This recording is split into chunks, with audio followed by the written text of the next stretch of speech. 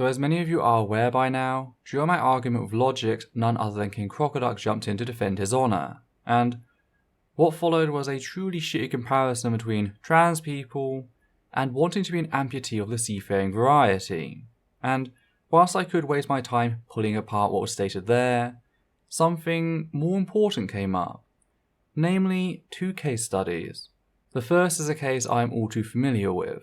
It's one of the case studies used in psychology class to warn us what can happen if we let what we want to see blind us to what we actually observe. People can die, sometimes after a lifetime of torture and betrayal, and I wish I was exaggerating. I speak of course about the case of David Reamer. The second is that of Luna Damon Younger.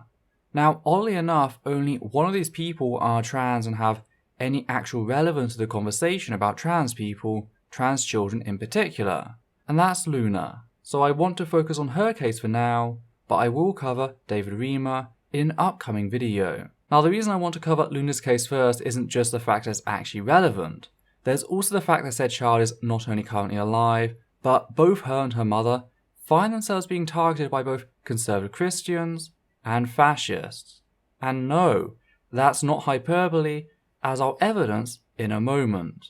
The case involves 2 divorced parents from Dallas, Texas, and their twin children, one of whom has come out as transgender. The father is Jeffrey Damon Younger, and the mother, Dr. Anne Gurgals. Now, the relevance of Anne's degree is the fact that she is not only a practicing pediatrician with a relevant medical degree, she is also certified under the American Board of Pediatrics. And to say her actions in this have been outstanding would be a vast understatement. When the divorce first went ahead, she gained majority custody, including full medical custody, of both children. Yet she understood that there would be disputes over various aspects of Luna's gender. So she put in the request for an amicus attorney. For those of you who don't know, an amicus attorney is a court-assigned attorney who will obtain relevant documents for court proceedings. They will conduct interviews with the child and the surrounding people, such as doctors, friends, and family. They will communicate the child's desires without undue parental influence directly to the court. And lastly, they will sign or refuse to sign any parental pleadings on the basis of said information. All of which is done to ensure that the child receives the best quality of care. And she didn't need to do this, but she did.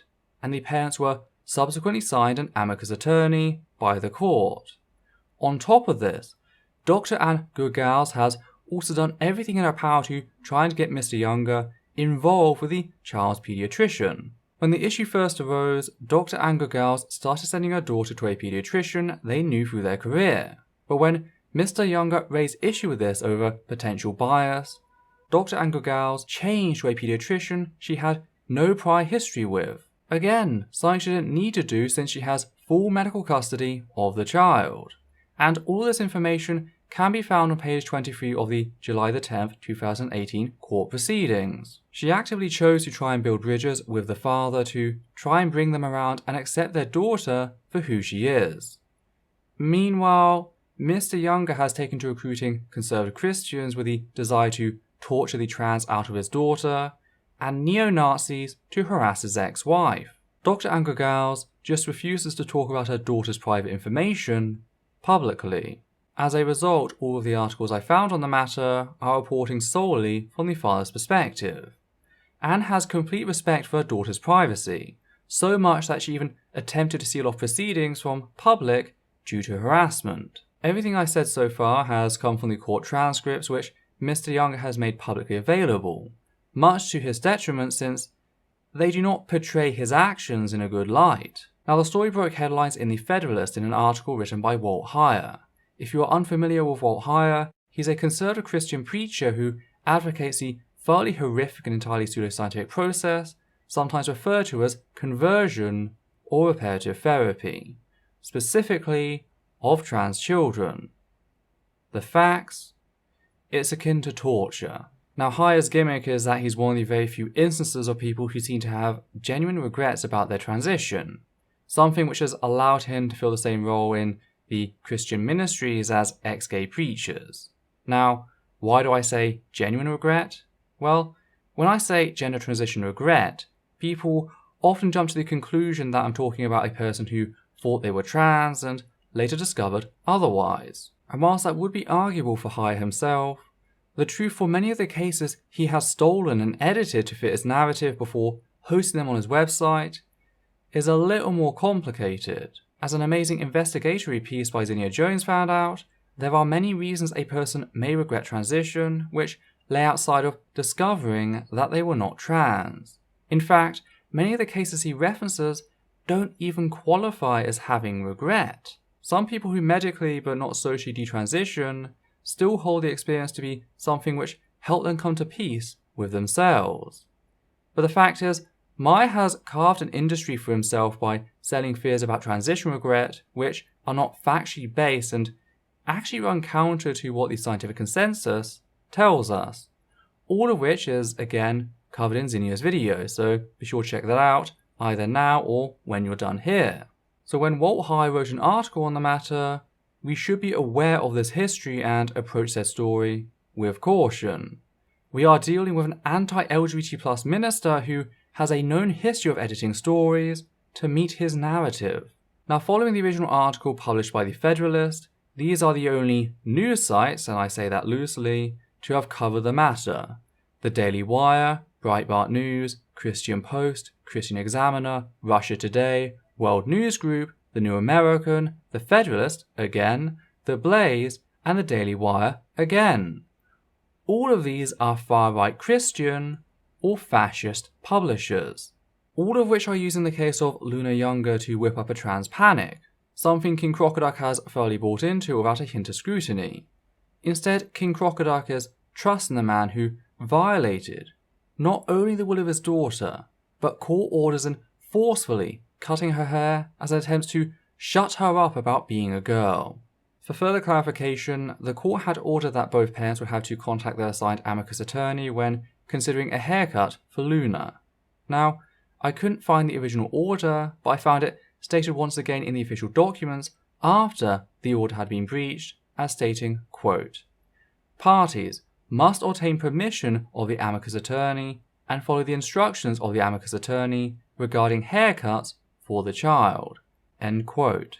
And to be clear that this already existed in some form, when Mr. Younger showed a flippant disregard for the court order, pretending like he just misinterpreted it, the judge stated, and I do quote, "Okay, first of all, you do have to get permission of the amicus attorney to cut the child's hair. That's verbatim in the order. That's a violation of the order for you to cut the child's hair without the permission of the amicus attorney. Don't do it again," end quote. So whilst I don't have the original order, I am assuming that they're the same or at least near identical from the statements laid out by the judge. Again, I'm having to work with what I have access to. Now, the hearing was not just about the hair, but also Mr. Younger's actions following that breach of what the court had ordered. Namely, whilst talking to his daughter over FaceTime, he attempted to fish a response from her about the haircut. Luna froze and went silent for a couple of minutes before her mother stepped in to end the situation.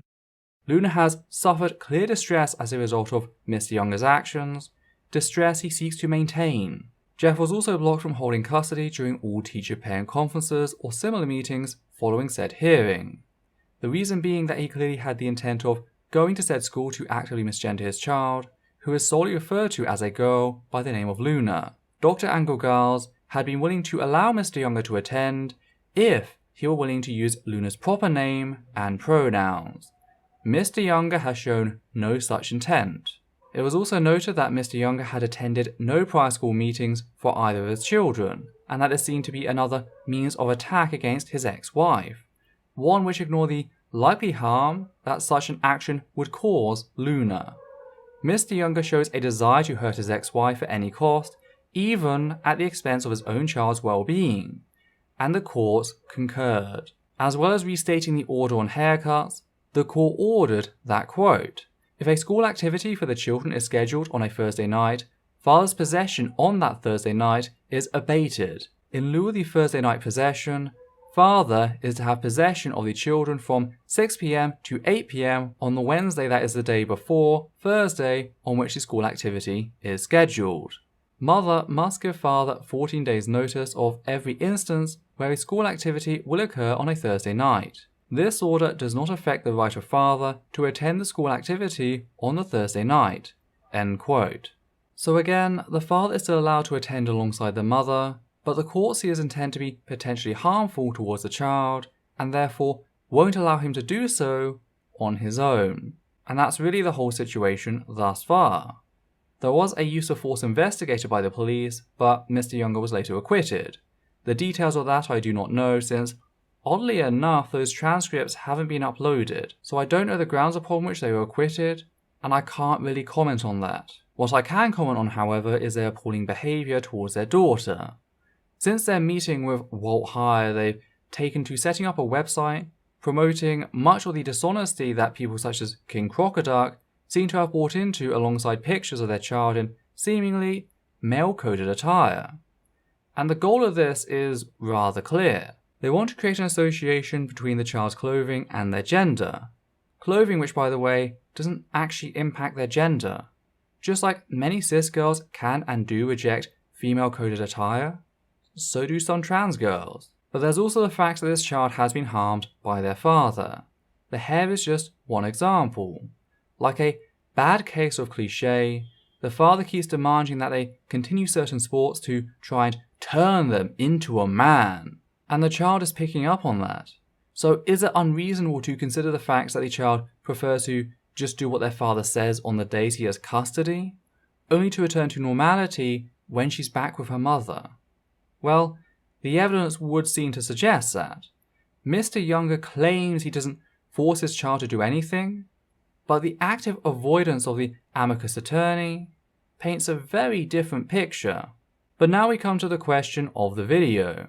Has Luna Younger been scheduled to start puberty blockers when she becomes 8 years of age, as King Crocoduck proclaimed? No. See pages 26 and 71. That's when assessment of future options, including puberty blockers as well as hormone monitoring, begins, which is not the same thing. It's the gathering of information to make a better informed choice in the future, not actually acting on it right then. Puberty blockers in trans children are typically used somewhere during Tanner stages 2 to 3. And whilst it's true that the lower end of this range for a typical person is 9 years of age, the vast majority of children are much older when they're put on them. The number often thrown around by critics is usually 12 years of age. But I don't know where that comes from. In the study I just referenced, the average was actually somewhat higher. The average for assigned boys was 14 years of age, and for assigned girls it was 15 years of age. However, in this case they are taking a proactive approach. They're not simply sitting around until the child comes to them after years of dysphoria.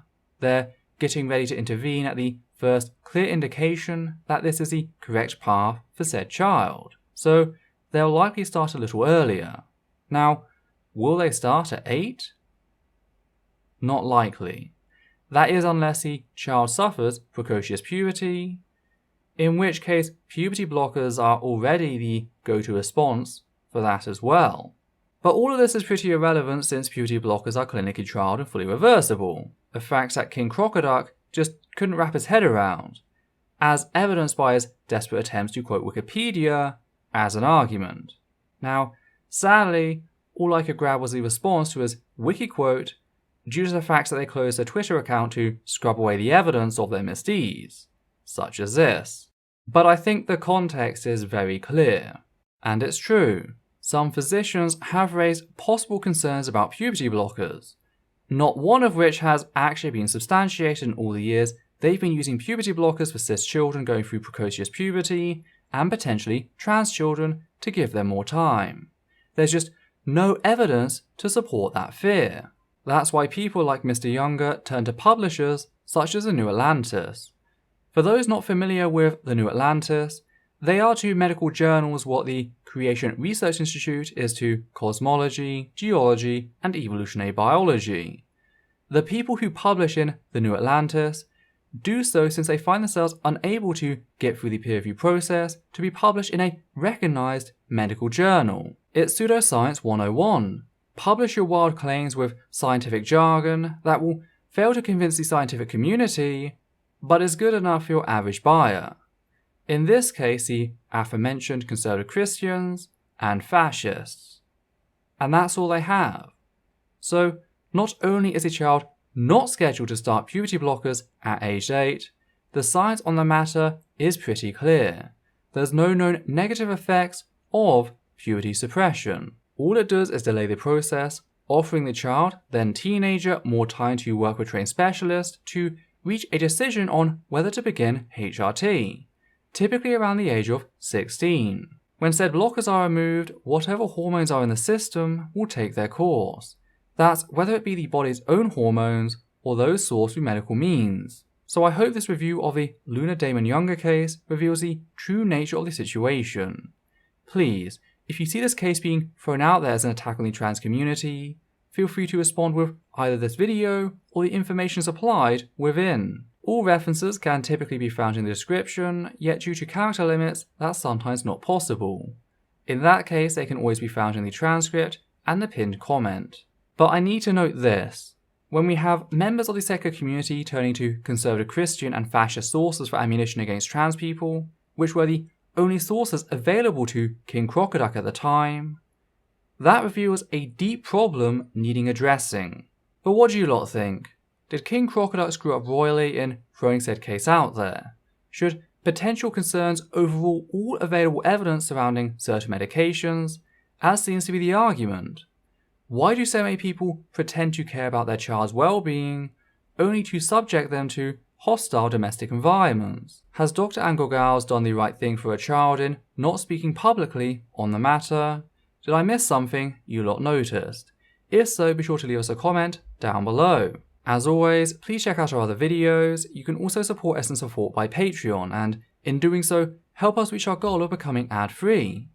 We'd just like to say a big thank you to everyone who has already given to the channel, giving a special thanks to the following people: Hannah Banghart, Matthew Kovac, Brad R, Mook Gay, John Schoenrock, Daniel Martinez, Zach Braxton, Ewan Heinberg, Alexander Williams, Atlas5, and Doyle Jackson. Take care now, and we'll see you next time.